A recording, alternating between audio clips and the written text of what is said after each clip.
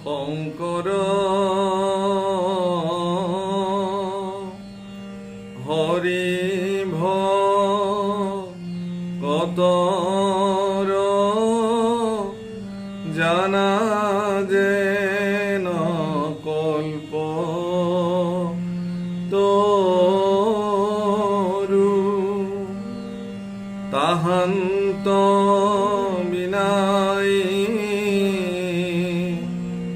নাহি নাই নাহি আমাৰ পৰম গুৰু ৰাম আমাৰ পৰম গুৰু হে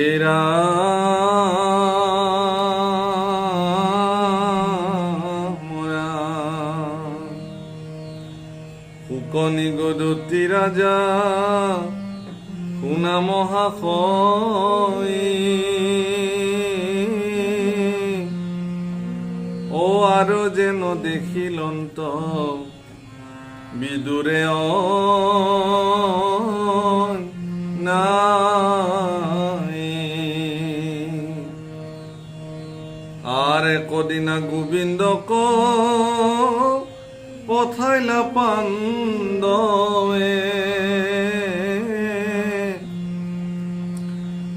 সভা মাজে হিত বাক্য বুলিলা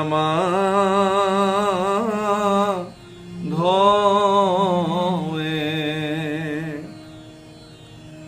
আৰ ভীষ্ম আদি কৰি যত শুনন্তালো কৰ আৰ কৰ্ণৰ অমৃত হিতু বাক্যকে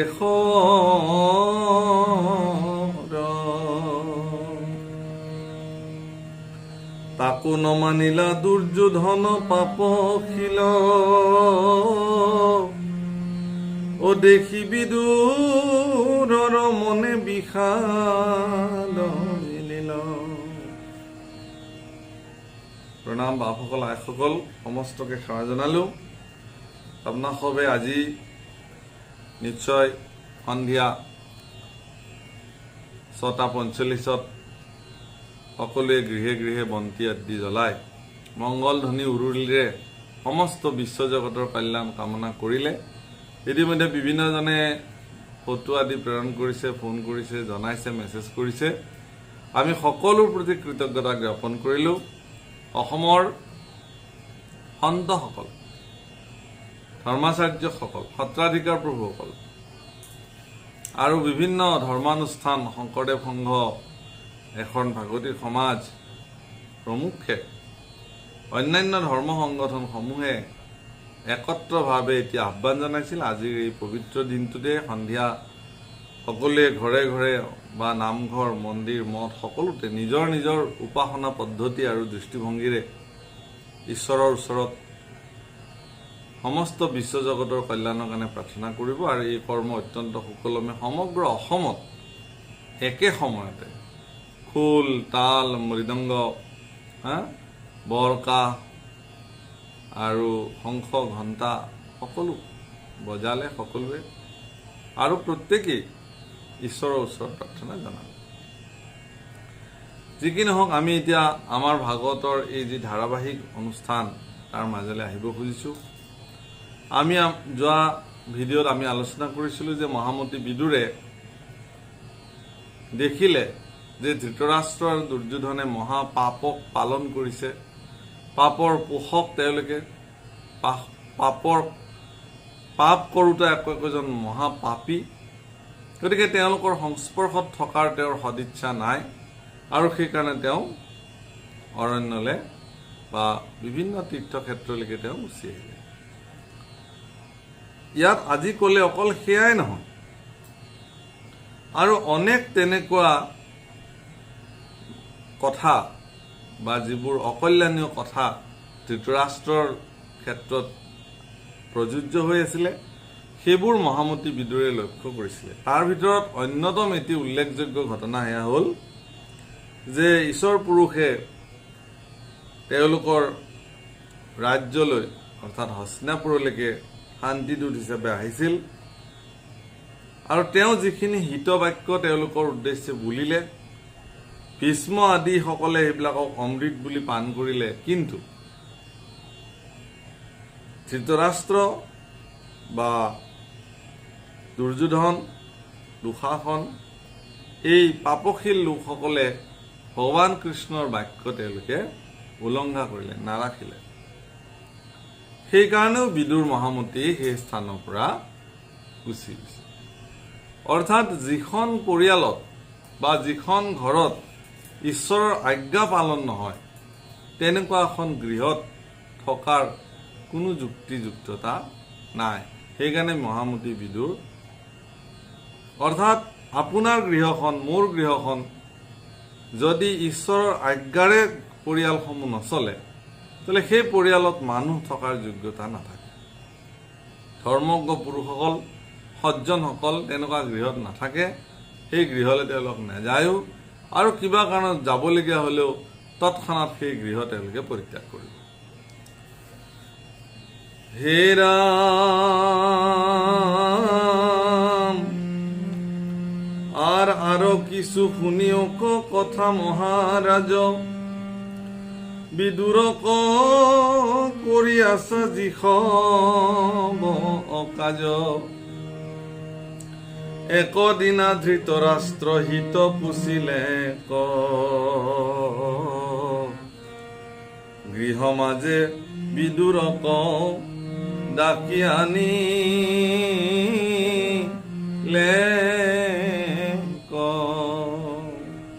এদিন মহামতী বিদুৰক ধৃতৰাষ্ট্ৰই নিজৰ ঘৰলৈকে আমন্ত্ৰণ কৰি লৈ আহিল, মানে মাতি আনিলে কথা পাতিবৰ কাৰণে। বিদুৰ প্ৰৱেশ ভৈলা কৰি ৰংগ মন, তাংক পাই ধৃতৰাষ্ট্ৰে বুলিলা বচন, আৰ কহিও কহিত মন্ত্ৰ বিদুৰ পাই,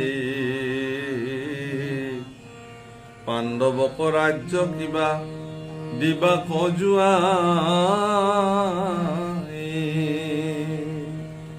এদিন বিদুৰক ধৃতৰাষ্ট্ৰই মাতি আনিলে আৰু ধৃতৰাষ্ট্ৰৰ সেই আমন্ত্ৰণ পাই বিদুৰো মহা আনন্দৰে তেওঁৰ ওচৰলৈকে গ'ল আৰু ধৃতৰাষ্ট্ৰই সুধিলে যে হে বোপাই, তুমি কোৱাচোন, পঞ্চপাণ্ডৱক ৰাজ্য দিয়াটো উচিত হ'বনে?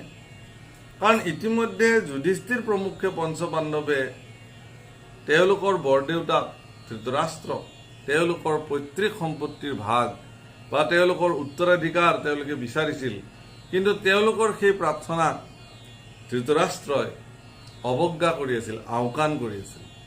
আজি কিন্তু বিদুৰক সুধিছে ধৃতৰাষ্ট্ৰই এই কথা যে এইটো কি দিব পৰা যাবনে? আৰ হেন শুনি ৰাজা তো বিদুৰ নিগদতি, শুনিও নৃপেন্দ্ৰ যেন কহু মোৰ মতি, আৰ পৰম ধাৰ্মিক যুধিষ্ঠিৰ মহাশয়, যার শত্রু কেহু নতু কভিজাত হয়ে, আর মহাভাগবত হরিদাস সমুদায়, তাঙ্ক আবে রাজ্য ভার দিবা কজুয়া।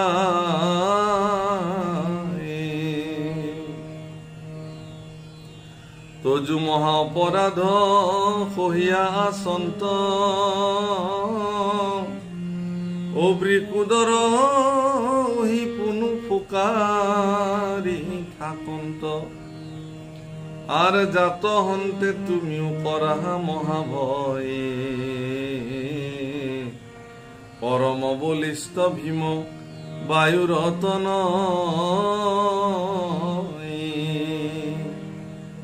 যাওয়ে সঙ্গে তেহ ঘূর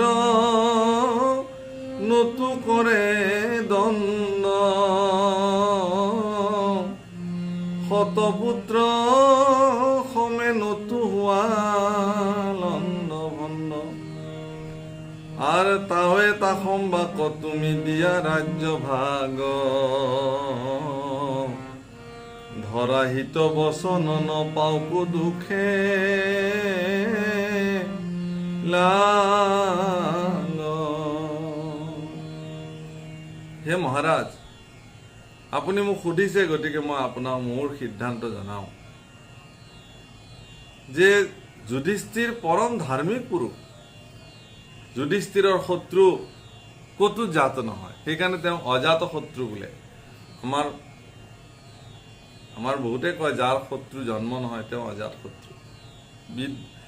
মানে যুধিষ্ঠিৰ অজাত শত্ৰু আছিল। অজাত শত্ৰু শব্দৰ অৰ্থ হ'ল যাৰ হৃদয়ত বা মনত শত্ৰু ভাৱনাৰ জাগ্ৰত নহয়। ভগৱান কৃষ্ণই এই কথা ৰাজসভাত কৈছিল যে বিদুৰক যদি কোনোবাই অন্যায় কৰে তেতিয়াহ'লে তেওঁলোকৰ সবংশে নাশ হৈ যাব। তেওঁলোকৰ দুখৰ কাৰণে কান্দিবৰ কাৰণে তেওঁলোকৰ কোনো নাথাকিব, কিন্তু মনত ৰাখিব। কাৰণ অজাত শত্ৰু তেওঁ। অজাত শত্ৰুসকলৰ যদি কোনোবাই শত্ৰুতা কৰে তেতিয়াহ'লে তেওঁ একোৱেই কৰিব নালাগে। যোনে শত্ৰুতা কৰিব তেওঁৰ জীৱনৰ সকলো ধ্বংস হৈ যাব। এই কথা সকলোৱে মনত ৰখা উচিত। মোৰ মনত যদি কাৰো প্ৰতি শত্ৰুতা ভাৱ জাগ্ৰত নহয় আৰু মোক যদি কোনোবাই শত্ৰুতা কৰে তেওঁৰ সবংশে নাশ হৈ যাব। এইটো হ'ল শাস্ত্ৰৰ বচন, সিদ্ধান্ত আৰু ঈশ্বৰৰ সিদ্ধান্ত। আৰু সেই একে সিদ্ধান্তকে আজি তেওঁ কৈছে যে তেওঁ পৰম ধাৰ্মিক যুধিষ্ঠিৰ। শত্ৰু ভাৱনা তেওঁৰ মনত জাগ্ৰত নহয় আৰু সেইকাৰণে তেওঁৰ শত্ৰু কতো জন্ম হোৱা নাই। গতিকে তেওঁ ৰাজ্য উভতাই দিয়াটো যুক্তিসংগত। কাৰণ তোমালোকে তেওঁলোকৰ আবেদনক অৱজ্ঞা কৰাৰ যি অপৰাধ, সেই অপৰাধ কিন্তু যুধিষ্ঠিৰে এতিয়াও সহ্য কৰি আছে। ইতিমধ্যে বৃকুদৰে গুজৰি গুমৰি আছে ভিতৰে ভিতৰে। যদি কিবা কথাত সেই বৃকুদৰ ভীম যদি নিয়ন্ত্ৰণহীন হৈ আহি পেলাই তোমালোকৰ ওপৰত যদি আক্ৰমণ কৰে তেতিয়াহ'লে কিন্তু সেই পৰম শক্তিশালী বায়ুৰ তনয়ৰ প্ৰভাৱত তোমাৰ কিন্তু 100 পুত্ৰ লণ্ডভণ্ড হৈ যাব, যিটো কাৰণে তুমিও ভয় কৰা কাম। গতিকে মোৰ হিত বচন তুমি শুনা, তেওঁলোকৰ ৰাজ্য ভাগ তুমি হে মহাৰাজ এই তেওঁলোকৰ ৰাজ্য ভাগ উভতাই দিব লাগে। হে ৰাম, জনো বোলা মোক তই নেদেখিবি অল্প, মোৰ 100 পুত্ৰ আছে যেন বজ্ৰ কল্প, ইটো মিছা গৰ্ব তুমি থৈও দূৰ কৰি, জাত পাণ্ডৱক মোৰ বুলিল অন্ত হৰি। হৰি জৈত তৈত দেৱ ঋষি অসংখ্যাত, পৃথিৱীৰ ৰাজা যত থাক তথাত, যিটো প্ৰভু যদুগণ সমে বিদ্যমান, দ্বাৰকাত আছানোতো জান্ত আনথান, এতেকে জানিবা প্ৰভু ভৈলা যাৰ ভীতি, ও আয়ুজখ জয়ী তাৰ হুৱে প্ৰতিনীতি। হে মহাৰাজ, তুমি হয়তো মোক এনেকে ক'ব পাৰা যে মই এইটোত ভয় কৰিবলগীয়া নাই, কাৰণ বজ্ৰ সম শৰীৰ 100 পুত্ৰৰ মই পিতৃ। কিন্তু এনেকুৱা অহংকাৰ, হে মহাৰাজ, তোমাৰ এনেকুৱা অহংকাৰৰ কোনো কাম নাই। কাৰণ কিয়? স্বয়ং হৰিয়ে তেওঁলোকক নিজৰ বুলি সামৰি লৈছে। ঈশ্বৰে যদি কাৰোবাক মোৰ বুলি সামৰি লৈছে, সেইজনক কোনোবাই ক্ষতি কৰিব পৰাটো ইমান মানে সহজ খাদ্যটো নহয়, ই সম্ভৱো নহয়। কাৰণ হৰি য'ত থাকিব অসংখ্যাত ঋষিসকল থাকিব। সেই সাধনালব্ধ ঋষিসকলৰ পুণ্যৱন্ত আশীৰ্বাদ সেইসকলে প্ৰাপ্ত হ'ব। সমস্ত পৃথিৱীৰ ৰাজাধিৰাজসকলে তেওঁ পক্ষ গ্ৰহণ কৰিব।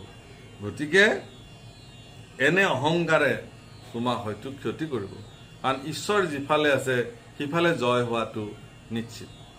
সেইকাৰণে যিসকলে ঈশ্বৰকে সৰ্বস্ব বুলি হৃদয়ত মানিব পাৰিছে, ঈশ্বৰৰ ওচৰতে সৰ্বতো প্ৰকাৰে সমৰ্পিত হ'ব পাৰিছে, তেওঁ কাকো ভয় কৰাৰ কোনো প্ৰয়োজন নাই। ভকতৰ ভয় আছে কৈত, ভকতৰ ভয় নাই। হে ৰাম আৰ তাতে সেতু মাকময়ী বোলো নিষ্ঠ কৰি পাণ্ডৱক ৰাজ্য ভাগ দিও সাদৰি বুলি বাই হাকন ধৰিব দুৰ্যোধনে তেবে তাৰ কথা কহো শুনা সাৱধানে। তুমি ক'ব পাৰা মহাৰাজ যে মই দিব খুজিলেও দুৰ্যোধনে আৰু নিদিব, তেতিয়াহ'লে মই কওঁ শুনা। জাক পুত্ৰ বুলি তুমি কৰা প্ৰতিপালন ঐ হিতু কলিৰ মূৰ্তি অধম চণ্ডাল মাধৱৰ দ্ৰোহী দুষ্ট হব দুৰাচাৰ মহা অভিমানী ধূম কেতু কুলাংগাৰ।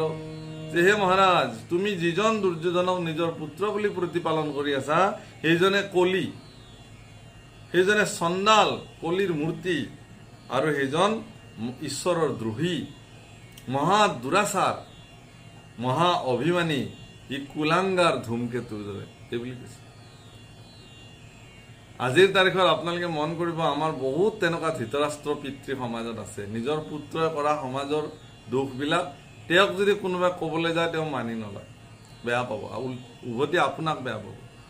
আপোনাৰ ল'ৰাই এনেকুৱা কৰিছে বুলি আপুনি যদি তেওঁক ক'বলৈ যায় উভতি আপোনাক বেয়া পাব। এইবিলাকক ধৃতৰাষ্ট্ৰ পিতৃ বোলে। নিজৰ সন্তানৰ দুখ তেওঁলোকে দেখা নাপায়। সমাজৰ মানুহে যদি তেওঁক কোনোবাই ভাল ভাৱেৰে ক'বলৈ যায় আপোনাৰ ল'ৰাক অকণমান শাসন কৰিব, আপোনাৰ ল'ৰাক অকণমান নজৰ দিব, সি এনেকুৱা বেয়া কাম কৰিবলৈ লৈছে, উভতি সেই মানুহজনক বেয়া আচৰণ কৰা পিতৃও সমাজত অনেক এতিয়াও আছে। সেইকাৰণে সেইসকলৰ প্ৰতি আচলতে এইটো এটা ডাঙৰ শিক্ষা। পুত্ৰ মোহত মোহান্ধ বহু পিতৃয়ে পৰৱৰ্তী সময়ত সেই পুত্ৰৰ হাততে প্ৰহৃত হোৱাৰ বাতৰি পোৱা যায়। একমাত্ৰ কাৰণ এইটো যে তেওঁলোকে নিজৰ পুত্ৰ মোহত যিখিনি সময়ত নিজৰ পুত্ৰক বা নিজৰ কন্যাক তেওঁলোকে নিয়ন্ত্ৰণ কৰিব লাগিছিল সেই নিয়ন্ত্ৰণটো তেওঁলোকে মুঠেই নকৰে। গতিকে সেইকাৰণে আজি স্পষ্টভাৱে বিদুৰে কৈছে যে যাক তুমি একেবাৰে মৰমৰ পুত্ৰ বুলি, প্ৰিয় পুত্ৰ বুলি পালন কৰি আছা, সেইটো কলিৰ মূৰ্তি, সি অধম চণ্ডাল, সি ঈশ্বৰৰ দ্ৰোহী, সি দুষ্ট, মহাদুষ্ট, আৰু সি দুৰাচাৰী, সি অভিমানী, সি ধূমকেতু, কুলাংগা, আৰু কি বুলি ক'ব? সভ্য ভাষাত ইয়াতকৈ আৰু বেয়াকৈ ক'ব পৰা ৰাস্তা হয়তো আৰু নাই। থাকিলে ইয়াতকৈও বেয়াকৈ মহামতী বিদুৰে ক'লেহেঁতেন। মহামতী বিদুৰেতো দুৰ্যোধন যিদিনাখন জন্ম হৈছিল সেইদিনাখনে তাক পৰিত্যাগ কৰিবৰ কাৰণে কৈছিলে। কাৰণ দুৰ্যোধনে জন্মিয়ে গাহৰিৰ নিচিনা চিঞৰিছিল বহুত জোৰে জোৰে, আৰু সিদিনাখনে বিদুৰে কৈছিল যে এই সন্তানটো আমাৰ কুলৰ কাৰণে ই ঘাতক, নাশক হৈ আহিছে এই সন্তানটো, গতিকে ইয়াক এই শিশু অৱস্থাতে পৰিত্যাগ কৰিব লাগে। আনকি গান্ধাৰীও সন্মত হৈছিল, কিন্তু ধৃতৰাষ্ট্ৰ পুত্ৰ মোহত কৈছিল হ'ব আৰু যি হয় হ'ব, দেখা যাব ভৱিষ্যত। অৰ্থাৎ এয়া হ'ল পুত্ৰ মোহত মহানদীপ পিতৃসকলৰ কাহিনী। আৰ যিহেতু বিমুখ হইলা কৃষ্ণ দেৱতাৰ ও এতেকে জানিবা শ্ৰী গুচিল ইহাৰ। স্বয়ং কৃষ্ণ পুৰুষ তোমাৰ ঘৰলৈ আহিছিল, সেই কৃষ্ণ পুৰুষক বন্দী কৰিবৰ কাৰণে তেওঁ উদ্বাউল হৈছিল, আৰু সেই কৃষ্ণ পুৰুষৰ আশীৰ্বাদৰ পৰা তেওঁ বঞ্চিত হ'ল। গতিকে তেওঁৰ শ্ৰী মানে আচলতে শ্ৰী মানে সৌন্দৰ্য, শ্ৰী মানে চৈতন্য, শ্ৰী মানে জীৱন্ত, শ্ৰী মানে ঐশ্বৰ্য, শ্ৰী মানে বিভূতি, শ্ৰী মানে শক্তি সামৰ্থ্য, সকলো বুজায়। এজন ব্যক্তি শ্ৰীহীন হৈ গ'ল মানে মৃত্যু হ'ল তেওঁ। গতিকে মৃত্যুৰ পিছত আমাৰ নামৰ আগৰ পৰা আমি শ্ৰীবিলাক আঁতৰাই দিওঁ, তাৰমানে তাতে এই শৰীৰটোত শ্ৰী লিখিব পৰাকে একোৱেই নাই, সকলো শেষ হৈ গ'ল। দুৰ্যোধনকো জীৱন্ত অৱস্থাতে শ্ৰীহীন বুলি কৈছিলে বিদুৰে, যে তেওঁ শ্ৰীহীন হৈ গ'ল। শ্ৰীহীন কেতিয়া হয় মানুহ? ঈশ্বৰৰ পৰা যিদিনাখন বিমুখ হ'ব। যদি এজন ব্যক্তি ঈশ্বৰ বিমুখী হ'ল তেওঁ শ্ৰীহীন ব্যক্তি, তেওঁৰ মুখে দৰ্শন কৰিব নালাগে। ঈশ্বৰ বিমুখী লোকসকল, ঈশ্বৰৰ লগত সম্বন্ধ নথকা ব্যক্তিসকলৰ মুখ দৰ্শন কৰিলে মহাপাপত পতিত হ'ব লাগে, তেওঁলোকক সদায় পৰিত্যাগ কৰিব লাগে। তেনেকুৱা ব্যক্তিৰ সংস্পৰ্শলৈ যাব নালাগে, তেওঁলোক ঈশ্বৰবিহীন লোক। ঈশ্বৰ বিমুখী লোক সেইসকল তেওঁলোকক পৰিত্যাগ কৰিব লাগে। নিজৰ পুত্ৰ হ'লেও তেনেকুৱা ব্যক্তিক পৰিত্যাগ কৰাৰ বিধান বিদুৰ নীতিয়ে মহাভাৰতত দিছে, আৰু সেই উৎকৃষ্ট নীতিৰ কাৰণে মহাপুৰুষে ভাগৱত শাস্ত্ৰত এই কথা উল্লেখ কৰিছে। ভাগৱতেও এই কথা সকলোকে বিধান দিছে যে যদি ঈশ্বৰবিহীন হয় তেওঁ শ্ৰীহীন হ'ব, কুলাংগাৰ হ'ব, কলি মূৰ্তি হ'ব, তেওঁ দুৰাচাৰী হ'ব, অধম হ'ব। তেওঁলোকক পৰিত্যাগ কৰা ভাল, দৰকাৰ হ'লে নিজৰ পুত্ৰই হওক। হে ৰাম আৱে হব কুলৰ কুশল চিন্তিও ক, ইটো দুৰ্যোধনক এখনে তে জিও ক। গতিকে সমস্ত কুলৰ যদি তুমি হিত চিন্তা কৰা, হে নৰপতি, হে ধৃতৰাষ্ট্ৰ, তুমি যদি বংশৰ কল্যাণ বিচৰা, তেতিয়াহ'লে এই দুৰ্যোধনক এই মুহূৰ্তত তুমি পৰিত্যাগ কৰা। ডাঙৰ কথা কৈছে যে ধৃতৰাষ্ট্ৰ তুমি ৰজা, আৰু তোমাৰ দায়িত্ব হ'ল কি তুমি ন্যায় কৰাটো। ধৰ্মৰাজ যুধিষ্ঠিৰক তুমি তেওঁৰ যি প্ৰাপ্য, সেই প্ৰাপ্যৰ অধিকাৰ সাব্যস্ত কৰিব দিয়াটো তোমাৰ দায়িত্ব। তাৰে কাৰণে যদি তুমি কোৱা মোক দুৰ্যোধনে বাধা দিব, তেতিয়াহ'লে সেই দুৰ্যোধনক তুমি পৰিত্যাগ কৰা, কোনো দৰকাৰ নাই। আৰ হব কুলৰ থয়ে ক এৰিবাক পাই, কহিলো শাস্ত্ৰৰ সাৰ তোমাত বুজাই। গতিকে সমস্ত কুলৰ কল্যাণৰ অৰ্থে, দেশৰ কল্যাণৰ অৰ্থে, ৰাইজৰ কল্যাণৰ অৰ্থে যদি অধম সন্তানকো পৰিত্যাগ কৰিব লাগে, পিতৃক পৰিত্যাগ কৰিব লাগে, এইটো শাস্ত্ৰৰ বিধান। মই তোমাক ক'লো হে ৰজা ধৃতৰাষ্ট্ৰ, তুমি এই কথাটো মানি লোৱা। মই এইটো শাস্ত্ৰৰ বিধান তোমাক ক'লো, বুজাই দিলো। আৰ এতে কবুলিয়া মৌন ভইলে কবি দূৰ, শুনি ক্ৰোধে জ্বলি গইলা দুৰ্যোধন ক্ৰূৰ। আৰু এই কথা কৈ তেওঁ বিদুৰ যেতিয়া মৌন হৈ থাকিল, এই দুৰ্যোধনে ক্ৰোধত জ্বলি গ'ল। কাৰণ লগতে দুৰ্যোধনো বহি আছিল, সন্মুখত কৈছিল, বিদুৰে পিছত কোৱা নাই। একেবাৰে বাপেকৰ সন্মুখত পুতেকক বহুৱাই লৈ পেলাই এই পুত্ৰ তোমাৰ কুলাংগাৰ, এই পুত্ৰ তোমাৰ অধম, এই পুত্ৰ তোমাৰ চণ্ডাল, এই পুত্ৰ তোমাৰ বংশৰ নাশক, গতিকে ইয়াক পৰিত্যাগ কৰিব লাগে বুলি সন্মুখত কৈছিলে। আৰু এই কথা শুনি দুৰ্যোধন এনেকুৱাকে জ্বলি উঠিল, এনেকৈ ক্ৰোধান্বিত হৈ গ'ল, যেনে প্ৰচণ্ড জ্বলি থকা জুই একুৰাত যেন কোনোবাই আৰু এক বাল্টিং ঘি ঢালি দিলে, এনেকুৱা অৱস্থা। আৰ ঘৃত পাই যেহেন জ্বলিল হুতাখন, অধৰ কম্পাই চাই বুলিলা বচন। একেবাৰে ঘি ঢালি দিয়া জুইৰ নিচিনাকে জুই জ্বলি উঠিল, ক্ৰোধত ক্ৰোধান্বিত হ'ল, আৰু অত্যন্ত ক্ৰোধেৰে তেওঁ গালি পাৰিবলৈ আৰম্ভ কৰিলে বিদুৰক। গতিকে সেই কথা কি হ'ল এয়া আমি আমাৰ পৰৱৰ্তী ভিডিঅ'ত আমি শুনিম। আজিলৈ ইমানতে সামৰিলোঁ। সমস্তকে ঈশ্বৰ কৃষ্ণই কৃপা কৰক। কৃষ্ণ কথা আমি ধাৰাবাহিকভাৱে শুনি যাম। আজি এটা পবিত্ৰ দিন, আজি আচলতে শাওণৰ শুক্ল একাদশী তিথি, একাদশীত আকৌ বৃহস্পতি, পৰম সুন্দৰ দিন এটা। গতিকে এই দিনটোত আপোনালোকে কৃষ্ণ কথা শ্ৰৱণ কৰিলে, গতিকে সকলোৰে জীৱন ধন্য হওক, আৰু ঈশ্বৰ কৃষ্ণ সকলোকে কৃপা কৰক, কুশলে থাকক, মংগলে থাকক। যিসকল সতী সন্ততিৰ জন্মদিনৰ কাৰণে সেৱা ধৰিছিলে তেওঁলোকক আশীৰ্বাদ কৰা হৈছে। বিশেষভাৱে কিছু নিবেদন আমাৰ ওচৰলৈকে আহিছিল মাসকলৰ, আইসকলৰ, তাকো ভগৱানৰ ওচৰত নিবেদন কৰা হৈছে। তাৰা সমস্ত ভগৱন্তই সদবাঞ্ছা পূৰণ কৰি কৃপা দৃষ্টি কৰক। এই প্ৰাৰ্থনাৰে আজিৰ বাণী ইমানতে বিৰাম দিয়া। কৃষ্ণ।